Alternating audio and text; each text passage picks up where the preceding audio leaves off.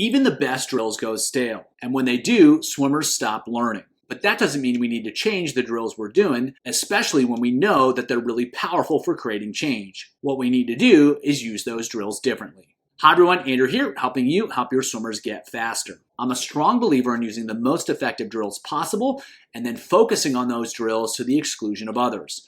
The potential drawback is that swimmers get tired of doing the same things, and not only do they get bored, those drills simply become less effective at helping swimmers learn unless we change how those drills are used. One of my favorite strategies is using stroke rates during drills to push swimmers to execute those drills at really low stroke rates and to push swimmers to execute those drills at really high stroke rates. When you do, that same drill becomes a whole lot more effective again. It's going to drive a whole lot more engagement, and that means swimmers are going to keep learning and keep getting better. Let's check out the details. Change requires change. If we want swimmers to improve their skills, they have to change what they're doing. And to get faster, swimmers aren't going to be able to use the same strategy over and over and over again. They have to find a higher level of skill if they want to find a higher level of speed. The challenge is that if swimmers want to swim differently, they have to be able to feel skills differently. They need a different input so that they can change the output. The flip side of that, though, is to feel different skills, swimmers must be put in positions where they swim differently. And so you kind of have this catch-22 where in order to change, they need to feel something different. In order to feel something different, they need to change. And so as a result, a lot of swimmers get stuck. They just do the same old thing all the time. And they keep falling back into the same patterns because they're not forced to do something different.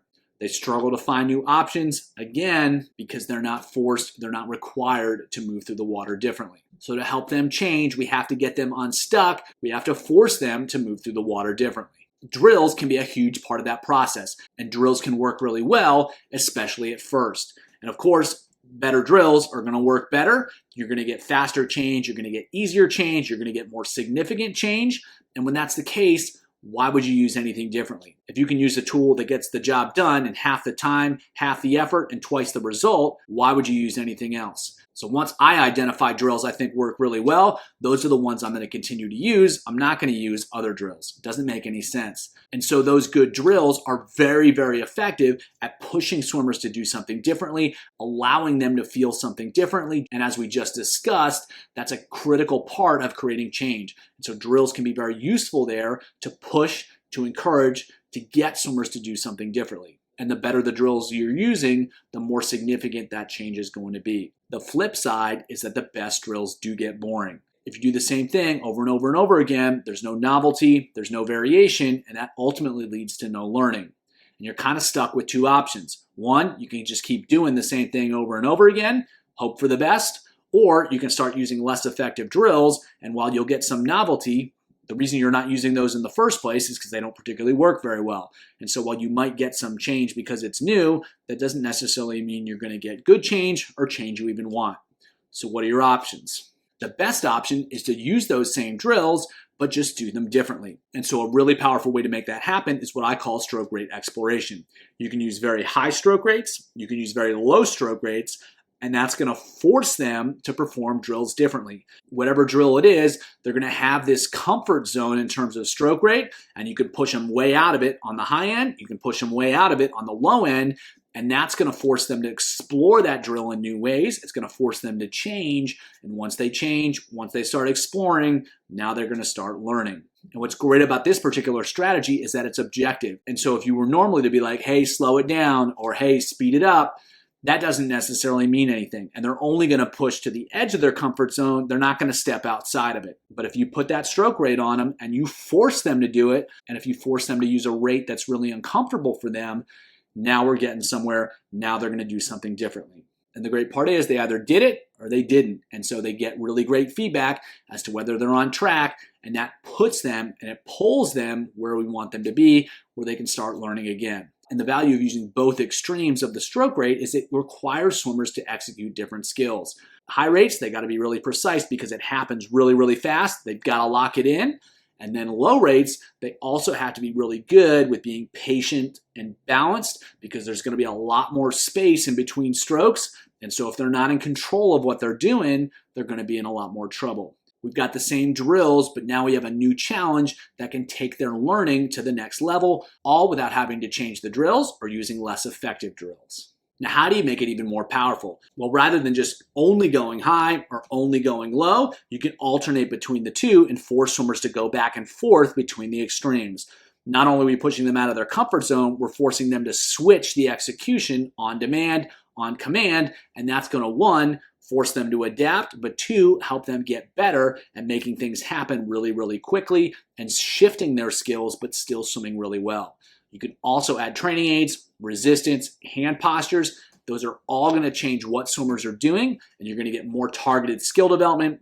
You can use resistance to challenge their alignment, to help them learn to create more propulsion. You can use a closed fist to help them learn how to use their forearm more effectively. You can use a weight belt to pull their hips down. You can use all sorts of different aids and hand postures to further challenge the drills. And when you're doing that in the context of higher and lower stroke rates, that's going to increase the challenge even more. And once they start getting the hang of the higher and the lower stroke rates a little bit, you can start incorporating more full stroke swimming. You'll give them more opportunities to take what they're exploring, what they're feeling during the drill, and try to actually make it happen when they're swimming. And of course, swimming is what we're trying to improve. And so the more they can take what they're experiencing in the drill, make it happen when they swim, the more they're going to improve and the faster they're going to go. So here are 3 sets that use these concepts to help swimmers improve. First set, they're going to go 3 rounds through. They're going to go 425s underwater recovery. Each one, they're going to slow the stroke rate down by 0.20 seconds per cycle, each 25. So it gets slower as they go. Then they're going to go 100 freestyle, minimize stroke count. Then they're going to go 425s underwater recovery again, and we're going to increase the stroke rate each 25. So they got to learn how to execute the timing of that drill at faster and faster speeds. Then they'll go 50 freestyle, build to strong, repeat the whole thing 3 times. So we're taking the drill, and rather than just having them swim back and forth with it, we're challenging them with the stroke rate to learn how to be more effective. Next set, they're going to go 4 rounds through, 450s, one-arm butterfly, odds at 1.8 seconds per cycle, really smooth. Evens at 1.3 seconds per cycle, and especially with that drill, that stroke rate's going to be moving. So they've got to learn how to be long, smooth, connect the dots really well and really fluidly with the slow stroke rate, and then really make it happen, be really precise with the timing on the even ones. Then they're going to go 225s butterfly. Number 1 is build, number 2 is strong. See if they can put it all together. Last set, they're going to go 10 rounds through. They're going to go 25 underwater breaststroke. They're going to start at 1.5 seconds per cycle, and then they're going to go 25 breaststroke, start at 1.5 seconds per cycle. Underwater breaststroke is really effective for helping breaststroke timing. Rather than just letting them swim, we're going to challenge them. On the odd rounds, they're going to add 0.05 seconds per cycle to both 25s, so the stroke rate's getting slower on the odd rounds. On the even rounds, we're going to subtract 0.05 seconds per cycle. So we started off kind of in the middle at kind of a 200 stroke rate, a little bit slower than that maybe for some swimmers, and we're going to get faster and slower as we go. And so the contrast between the odd and the even rounds is going to get more and more significant.